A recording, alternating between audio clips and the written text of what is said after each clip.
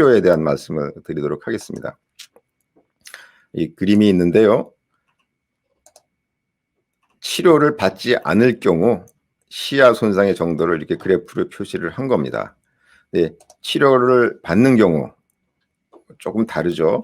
초기에 치료를 받으면 그래도 어느 정도 시기능을 유지할 수 있습니다. 여기까지도 괜찮고요. 이때까지도 비교적 갈 수가 있습니다. 근데 이때까지 되면은 벌써 이미 말기 녹내장까지 돼서 눈의 기능을 잘 유지하기 어려운 경우가 많이 있습니다. 이것을 이 슬라이드에서 저희가 말씀드리고 싶은 것은 첫째는 치료를 시작하는 시기가 중요하다는 거죠. 초기에 치료를 시작할수록 여기에서 치료를 시작할수록 덜 나빠지고 여기에서 치료를 시작하면 할 수 없이 더 나빠지는 그런 경향을 보이고요. 그다음에 둘째로는 치료한다고 좋아지는 것이 아니기 때문에 완치보다는 평생 꾸준하게 관리해야 된다, 이런 말씀을 드리도록 하겠습니다. 현 상태를 유지하는 것과 나빠지는 것은 큰 차이가 있기 때문에요.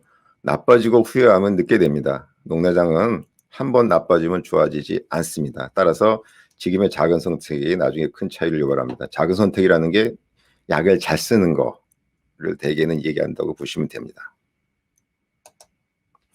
녹내장 치료의 방향은 이렇게 되겠죠. 우선 기본적으로 안압을 낮춰야 되고 주된 것입니다. 보조적으로 시신경 혈액순환을 개선하는 노력을 하거나 시신경을 보호하는 노력을 할 수도 있지만 언제까지나 가장 중요한 것은 안압 낮추는 겁니다. 녹내장 진행의 속도를 늦추는 건데요.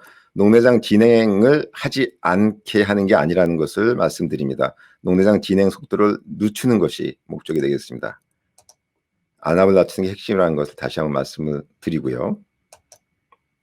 그러면 안압을 얼마나 낮춰야 하나요? 이런 것들이 또 의문이 될 수가 있겠죠. 정해진 답은 사실은 없습니다. 환자마다 다르죠.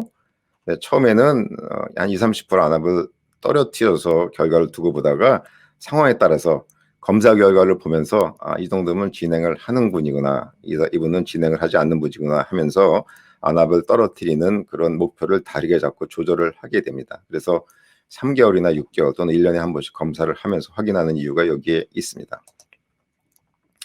안압을 낮추는 방법은 여기에 표시가 되어 있죠. 안약을 쓰거나 레이저를 하거나 수술을 하거나 이런 세 가지 여러 가지 방법들을 쓰게 되는데요. 방수의 유출 증가, 말이 좀 어렵죠. 여기서 나가는 거를 많이 빠져나가게 하는 방법들이 있습니다. 약으로도 할 수 있고 레이저도 할 수 있고 수술도 할 수 있고 그렇습니다.